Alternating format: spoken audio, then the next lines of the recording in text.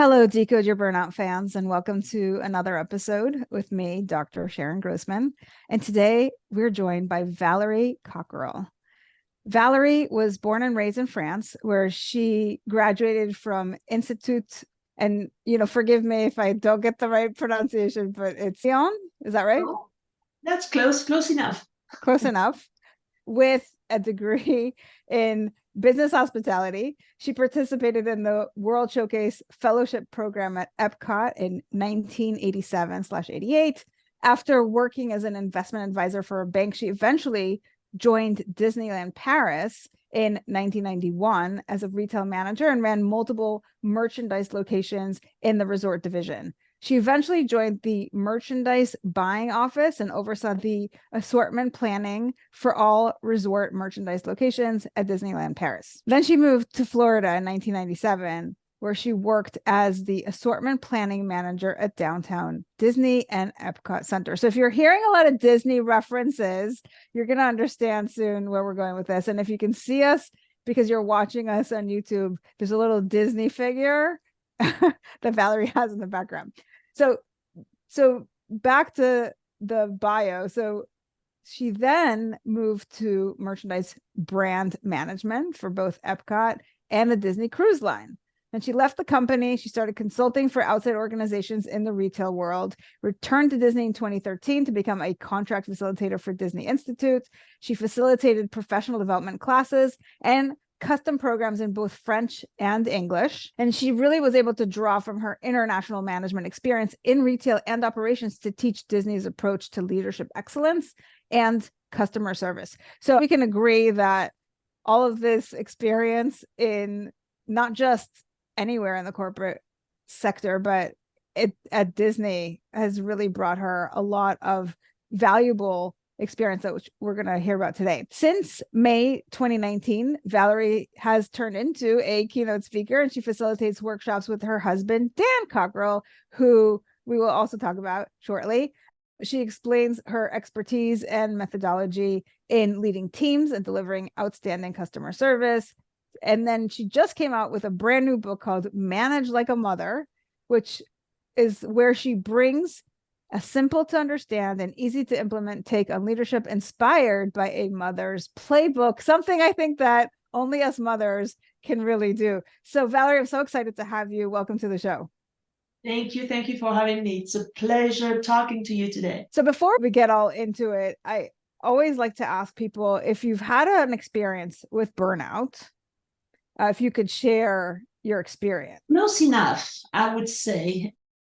And I think that was back in the early 2000s. My husband and I had transferred from Disneyland Paris back to Walt Disney World in Florida. So we had moved. I was now working at Walt Disney World, which is a big machine. It is by far the biggest Disney property. And I was working in retail at the time, which involved a lot of travels. And we had two young kids at the time. We eventually had three children, but we had the first two under the age of 5. And I had to travel a lot. My husband worked for Disney Operation also, which, as you all know, the parks are open 365 days a year. So it involves a lot of time on the ground. And me flying to Europe and China, I was in charge of assortment for Epcot at the time. And for those of you that are not familiar with Epcot, there's 11 pavilions that are at the back of the World Showcase.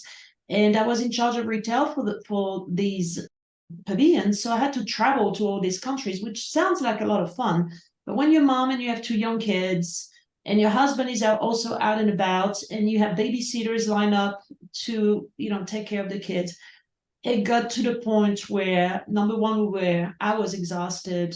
And number two, I had this constant guilt. I was working, whether I was doing too much for the job or not enough, or too much for my kids or not enough. There was this constant pull. And eventually, I am fortunate enough to have a very understanding husband, and we both could see the signs of our family getting more and more dysfunctional. And we also knew that as the kids grow up, it is more demanding on your time, and there's bigger issues to deal with. So one day, my husband actually came to my office and he said to me, Valerie, Disney will still be here. It's not going anywhere. If you want to stop working, why not give it a shot? And then we can change your mind in a year or two, because we had been talking about the idea. I just could not make the jump. And that day was one of those days where you've been running around, you forget things, you just realize you've not been good at anything that you try to do, whether it is at home or at work. And in that moment of clarity, I said, okay. And I literally got up, I kid you not, I got out of my office and I went to the vice president of merchandise, which was a couple of doors down. And I said, I'm giving my resignation. And she was totally, it just came out of left field for her. And she was shocked. She said, what happened? And I said, I just realized if I don't do it, it's going to get ugly.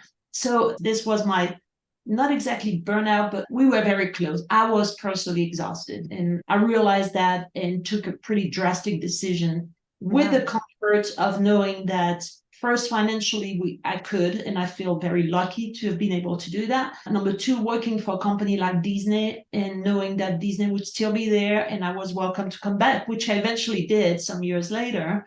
But that was a very easy, not an easy decision, but it was a comfortable decision to make for me because of the circumstances. And I realized not everybody has that luxury.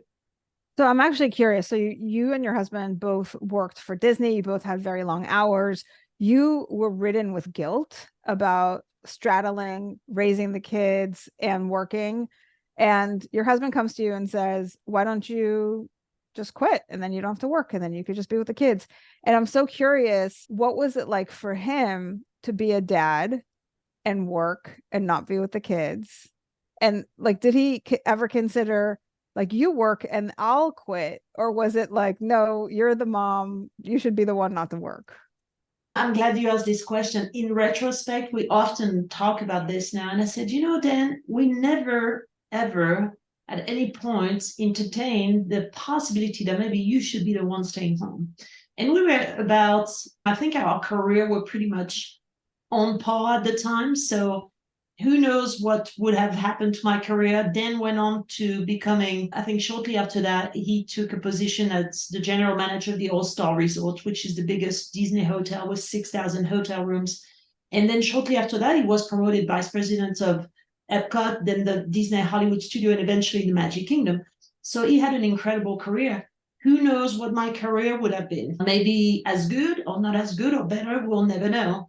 But it's funny because we never really entertained that. And I think somewhere maybe my guilt of not being with the children was greater than his. And it may come from the fact that Dan is a single child and his dad always worked in the hospitality industry and traveled extensively. So I think for him, that pattern was kind of, it wasn't new, but it was not something that he had not experienced himself.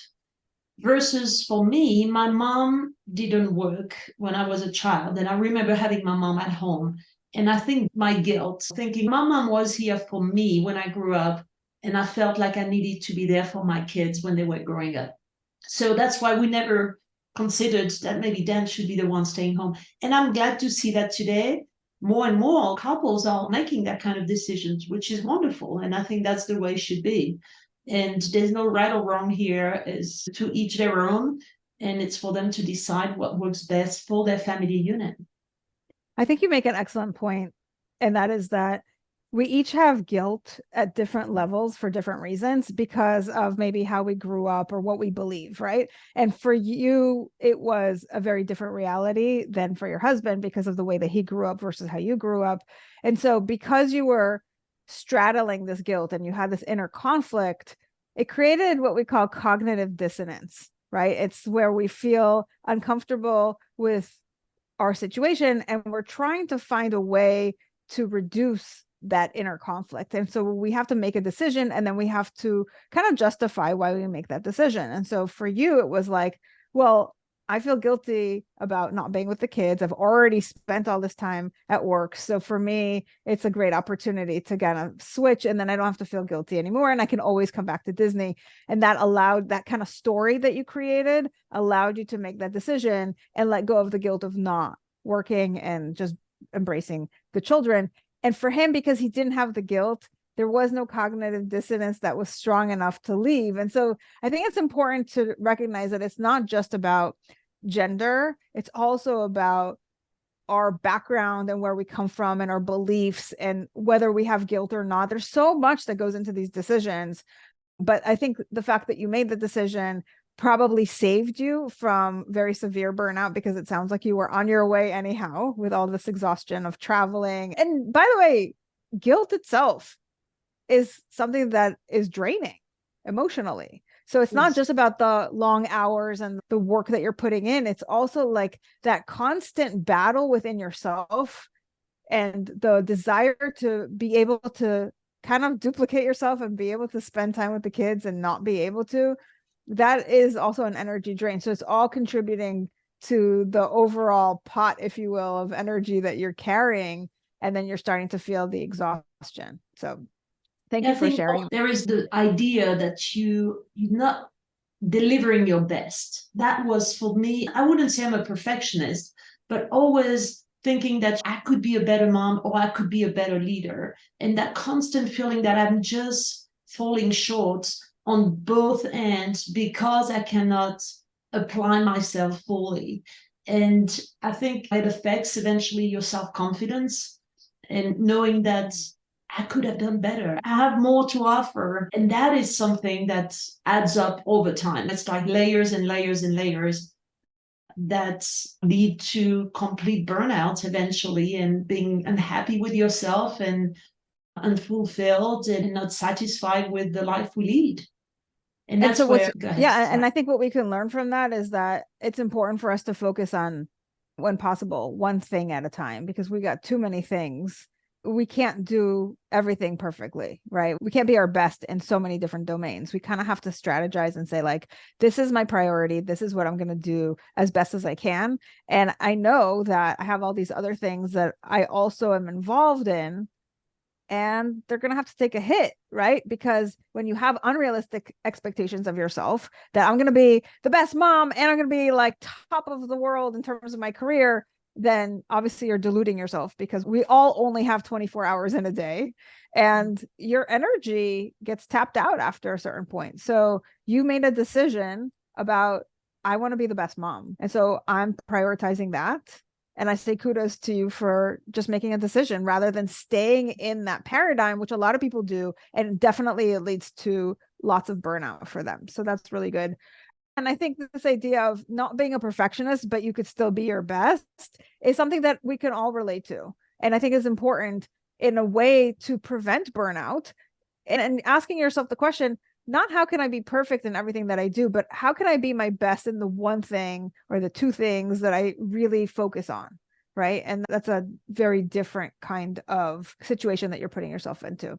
And so now I'm curious, you made motherhood a priority, and now you've come out with this book about motherhood and leadership. And so I'm curious if you could walk us through some of the principles that you share in the book. Well, first of all, my husband and I, we've always looked at life thinking the first 25 years of your life, you should learn. The second 25 years of your life, you do.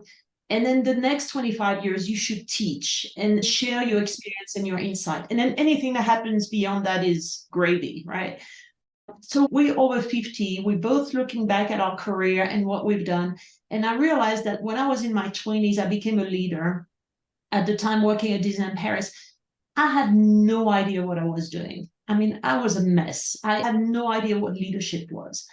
And now looking back, and I learned the hard way, and I'm looking back, I'm thinking, how could I help maybe young professional aspiring leaders really get better at leadership and understanding what makes a great leader? And I think out there, we often hear a lot of people talk about leadership and make it very complicated. But I think 90% of the skills required to be an effective leader are actually very simple. And it occurred to me, because I've been going in and out of the workplace over the course of my career. I first left Disney when we transferred from Disneyland Paris to Walt Disney World. I took some time off to settle down and get organized in America. And then again, as I mentioned, in the early 2000s, I stopped working, take care of our two children. We ended up having another son. So I raised our three kids for a while and then came back to Disney. So every time I did this, I was always trying to build my self-confidence and really think deeply about what does it take to be an effective leader again. And suddenly I had this epiphany and realized, you know what, to be an effective leader is really not much different than being an effective mom. There are some basic principles you need to take care of. And I'm not bringing anything that will rock the leadership world on its axis, right? But I'm saying, if you think of leadership through and think about it through the lens of what you do as a mom or what a mom does, then you can cover about 95% of the skills required. Think about training, developing, setting expectation, having a long-term vision, time management skills, resolving conflict. When you have more than one kid and they're nagging at each other all day, you become an expert as resolving conflict. A crisis situation, when you have young kids and one of them gets hurt and you need to drive them into the emergency room, you become good at this. You know what it takes to deal with a crisis situation. So I started to think about all these skills, and to me, it became obvious. Why is it that we're not leveraging the mother's playbook and apply that to leadership? And suddenly it all became a lot more simple and relatable. And we all know that when something is relatable, we remember it and then we can implement it. So I thought that could be a good tool for people to use, for women and men, by the way. I don't want the book to be thought of as, because it's called Manage Like a Mother, it is a book for mothers. Not exclusively. You don't have to be a mother. You don't even have to be a woman to benefit from the book, because we've all been kids. We all have a mother or motherly figure in our lives. And we remember how it felt when it was great, when your mom was empowering you, giving you responsibilities, encouraging you, supporting you. We remember how great that felt. We also maybe remember, because mothers are not always perfect, when mom was maybe holding us accountable for something she had not set up the expectations for, or maybe something she was not role modeling herself. Then take all that learning, bottle it up, and use it in your leadership approach, and think about that. How does it feel when you're not given clear expectation? How frustrating it is. How does it feel when somebody is here supporting you, making life easier for you, giving you resources you need? Apply that to your leadership approach. How does it feel when your mom gives you feedback? Your mom gives you feedback every day, and she still loves you unconditionally. And why does she do that? Because she wants you to be the best adult version of yourself possible. So when you give feedback to somebody in your team, give them feedback thinking about this. You don't want to judge their character. What you're trying to do is make them the best performer they can be and give them the best chances at growing that you can. So all of these things to me became so obvious, and that's how the book came about. And I would have to imagine that emotional intelligence is one of those really important skills to translate motherhood into leadership, because when you're a mom, it's your motherly instinct to love your kids and to want the best for them. But when you're a manager, you're just kind of thrown into a situation with people that you may not have chosen to work with you or for you. And you have to, quote unquote, love them as if they were your children in order to implement some of the things that you're saying. And so I love this analogy because, as you say, it's very relatable. And I think that one of the things perhaps in leadership that we need to start with is helping people cross that gap from this person and I'm dealing with these strangers to figuring out, how do I develop this kind of quote unquote love for my employees, where I want the best for them, where I am their cheerleader, where I am there to nurture all these motherly instincts for them in my leadership. And I think we would have a completely different workplace. Oh yeah, I can't agree more. And also, when it comes to emotional intelligence, there may be misunderstanding. I think of three things when we talk about emotional intelligence: self-awareness, obviously. Self-control is the second thing. Well, self-control is not about being quiet. It's about expressing your feelings appropriately. Yes. And that, I think a lot of people equate like self-control, oh, don't say anything. That's not true. It's just being able to say, hey, Sharon, I disagree with you, and here is why. And doing it in a manner that is respectful, that is clear and without any high feelings or tension or, so that's the second thing. And then the third thing is about empathy and showing empathy. Again, I think a lot of people think empathy, you have to agree with people. You don't have to agree with people, but it's recognizing the fact that you have a different perspective, you have a different point of view, you have different feelings, and recognizing this that's what empathy is about. And I think a mother, we learn this. Now, let me make this very clear. Another similarity between being a mother and being a leader is there's no perfect playbook. There is no standard operating procedure where you go, okay, here's the situation, go to page 146, and that's going to give you the perfect answer. Much of being a mother, just like being a leader, is learned on the job. And emotional intelligence is one of those things that you have to practice, understand, practice, and you fine tune it and you tweak it and you get better at it. And it goes with listening skills. I remember me becoming a new leader and I wanted to still prove myself, which is kind of silly because when you're a new leader, you've already been given the job. So you shouldn't feel like you need to prove yourself.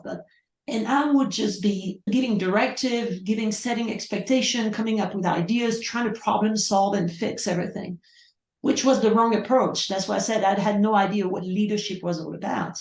I wasn't listening to the people who were working with me. And once I learned that and I developed that, things became a lot easier.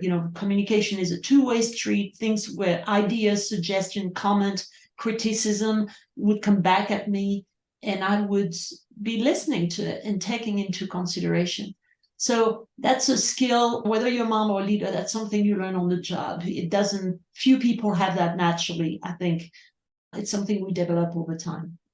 So many similarities between the two. It's a really great reminder because I'm thinking about like a parent who is very authoritarian, who is like, it's my way, I'm the parent, I'm the dictator, you're my child, you do what I tell you, versus a more authoritative kind of a parent that says, so, what happened? I want to hear your side of the story, right? And they're listening, and then they're like, listen, I understand, and da da da da da, right? So they're like learning how to massage the situation and bring in their perspective alongside the other person's perspective, and that allows the person to feel heard and cared about, and then from there you can kind of navigate. And I think that's a really important skill that they don't teach this in school. I mean, I don't know if anybody here has an MBA and they're teaching this in business school, but I don't think so. It's funny you say this because in the book I talk about that one sentence that as a mom you have said one day or the other when you tell your kids, because I said so. Mm-hmm. Because I said so. How did that work out for you? Probably not well, because when you hear because I said so, you're on the receiving end of that. You're frustrated. You are exasperated. It really doesn't help. Well, because I said so doesn't work in parenting and doesn't work in leadership.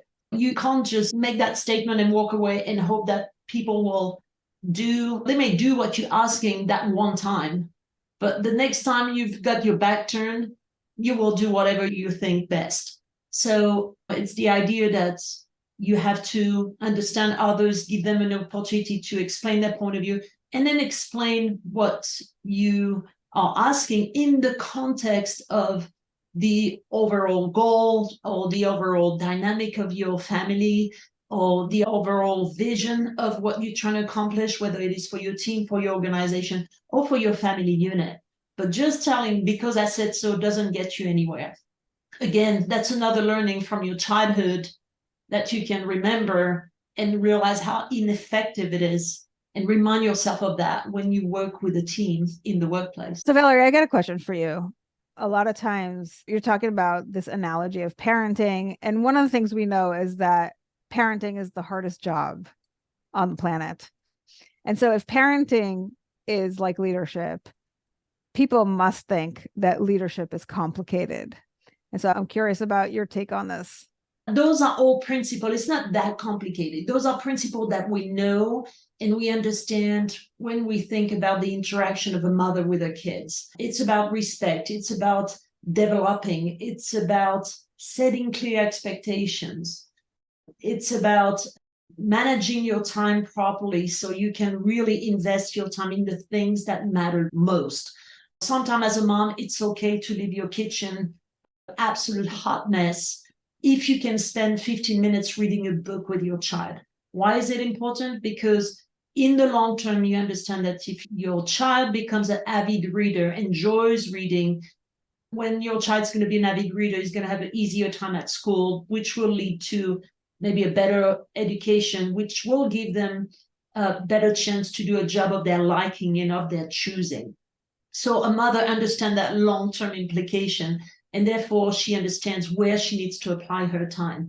Leaders need to do the same thing. When you lead an organization, sometimes you get carried away taking care of these things that may be urgent, but in the big picture of things, they really don't matter. So it's a leader needs to keep always in his or her sight what matters most, what will affect the long-term well-being of the organization. And a mom does that for her kids. She knows that. So that's another similarity between the two. There is so many, leadership is hard and parenting is hard. It requires consistency and diplomacy. And like I said earlier, a fair amount of on-the-job training. But if you think about it through the lens of a mother, I think you can make it a lot more relatable and a lot easier to implement. And that should ease up the process. And if you're in your 20s or 30s and you get leadership responsibilities, and sometimes you get to that burnout point where you don't know, your head is spinning, well, let's go back to basic. I often share this analogy. I'm a tennis player, love playing tennis. And when my tennis game is off and I can't seem to be able to get the ball where it's supposed to be or where I would like it to be, I always go back to basics. I always remind myself, bend your knees, keep your eyes on the ball, and follow through, which are the three basic things they teach you on day one when you learn how to play tennis. I do that for about a game or two, and just focusing on those basic things, eventually I relax. I'm not as tense, and I'm focused on taking care of basics, and then my game comes back, and then suddenly I start landing my shots. Well, it's the same in leadership. Sometimes when things get super complicated, go back to basic. Go back to those basic things. Take care of people. Help them, encourage them, give them feedback, set great expectation, clear expectation, listen to them and communicate. Well, if you take care of those basic things, leadership will become a lot easier to implement. So this is actually pretty funny that you mentioned that, because basically what you did was you took something that you learned on the tennis court and you're talking about how to apply it in leadership. And I just came up with a book. I just wrote a book called The Stress Advantage. And if you can see here, it says lessons from the tennis court. And I'm really talking about exactly that, like things that you learn on the tennis court and how you can apply them to your life, and specifically around stress and how it can be an advantage instead of something negative. So I love that you're using that analogy as well. Now, bringing it back to motherhood for a second, you mentioned leadership through the lens of motherhood, but for somebody who is a full-time mom, who is also working full-time, as you did previously, you might not be able to even land the job because of this idea that you're not going to be effective. If you already have the job, people might have some sort of a negative bias against your ability to be productive. Can you speak to that? It's funny because I think of the book now and I'd like to go back and add to it, because now it's leading to this question. If we recognize that most of the leadership competencies are no different than what it takes to raise kids effectively, then it begs the question, why don't we have more women in leadership position? Because we have gender parity in the workplace, but when it comes to leadership position, I think that the statistics are around 33-34% of leadership position are held by women. Why is this? Because for that very reason, we assume if a mother has leadership position, she won't be able to apply herself completely as well as a man would, because she is going to split her time between her kids and her job. And my argument with the book now, and I don't think I developed that enough, I wish I could add it to the book now, is to say, on the contrary, women, particularly mothers, bring this natural instinct, this great emotional intelligence that they have, bring that to the workplace, which allows them to be more effective.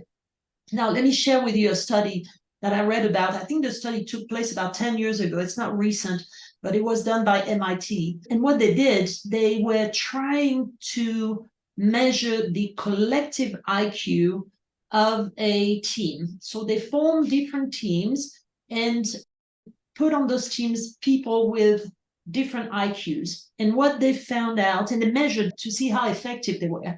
So they gave them tasks and some problem to solve collectively. And they realized that if in a group you were to put a lot of people with really high IQ, the collective IQ of the group was not necessarily high. It would not translate into a better team. The second learning they found was that if in the group you had one person with really high IQ, but this person was very authoritative and that person was dominating the conversation and kind of hijacking the decision making, the overall, the collective IQ and performance of the group would actually go down. And the third learning, which I think is the most interesting, is the collective IQ of a group would actually go up when you had more women on the group. Not because women are smarter than men, but because women have a better emotional intelligence. So they tend to listen better, collaborate better, welcome constructive feedback and constructive criticism. They would be more open to ideas. So as a result, the group was becoming more effective. So you can argue that yes, maybe women, mothers have to split their mental capacity between taking care of their kids and work. But number one, it's no different than a father. I'd like to think that most fathers feel that way too. They think about their children and they think about their professional career also. And I think the skills those very important skills of emotional intelligence that women develop pretty naturally and they get to tweak and practice with their children, they can bring that to the workplace and really enhance the performance of a team. The book for me was a way to remind mothers of this and remind women that they are uniquely prepared to take on leadership positions because of this ability and this emotional intelligence that they have. But also through the book, and by asking men to read the book and think about their own childhood and what their mom did well, for them to develop those skills also and hire more women in the workplace, put more women in leadership position so they can bring that additional expertise, that emotional intelligence to the table and therefore enhance the performance of their team. Hopefully, because the message is so simple and by really making men think about their mothers or their mother figure in their lives, how it impacted them and how valuable that skill is. And hopefully over time, we'll be able to bridge the gap between women in leadership and gender parity and have gender parity in leadership positions. It's such an important message. And I love this idea, which we all have probably heard of, where it's not really about IQ when it comes to the workplace. It's about EQ. And that's the thing that we focus on the least. So this is a wake-up call for everybody to really hunker down on that. And it's exactly what you talked about in the beginning, which is self-awareness. It's about learning how to manage your own emotions and communicate in a way that people can hear you and to understand what other people are feeling, even if you don't agree with them, and learn how to kind of negotiate with them given all these factors. So I appreciate you bringing all of these things to the forefront. And I love this metaphor of leading with your motherly skills and applying all these things that are so natural to us. We don't even think about how we can use them in a new context. And I think that's an important message for all of us to hear. And also, I think there's a message in there about the importance of having more women in leadership. So these are all very, very important messages. Now, for somebody who is interested in finding your book, where should they go? Well, the book is now available everywhere you buy your book: Barnes and Nobles, Target, Amazon. It's Kindle and Apple Books. So just about everywhere. Wonderful. So we will have a link to the book. And I know you mentioned you're a keynote speaker now. And so if somebody's listening to this and they'd like to hire you to speak on their stage, where can they find you? Well, you can reach me at cockerellconsulting.com. My email is valerie@cockerellconsulting.com. So we'll have that in the show notes also. And yes, we travel quite a bit extensively. We're based out of Colorado and we do keynotes in the US and also a lot overseas. We've been working a lot in Brazil. My book's coming out in Brazil next month. So Oh, I'm very congrats. excited about this. And I think they have, for them, the gap between the work in the workplace between men and women, it's even greater than it is in the US. I've met many women already who are very excited about it. So I think I'm going to be spending a bit of time down there. But reach out to me at Cockerell Consulting. And the book is called Manage Like a Mother, Leadership Lessons Drawn from the Wisdom of Mom. Wonderful. Valerie, congrats on the book. And thank you for coming here and sharing some of what you've experienced in the workplace and as a mother with all of us. I think we all get to benefit. Wonderful. Thank you for having me. Of course. Now, for all of you thinkers out there, what did you think of the show? If you're a feeler, how did hearing this make you feel? And for all of you doers, what are you going to do based on what you've heard? Now, regardless of what your personality code is, my goal is to spread the word that burnout is a unique experience. And by decoding it, you can find solutions that are equally unique to you. Help me spread this message by subscribing to the show on Apple or Spotify and leaving us a review, telling us what you think, feel, or do differently because of the show. If you're watching us on YouTube, you can also leave me a comment or questions to answer in future episodes. And please recommend the show to anyone struggling with burnout. And if you're ready to take the next step with me to DYB, go to decodeyourburnout.com, and I'll see you right back here next week. Bye, everybody.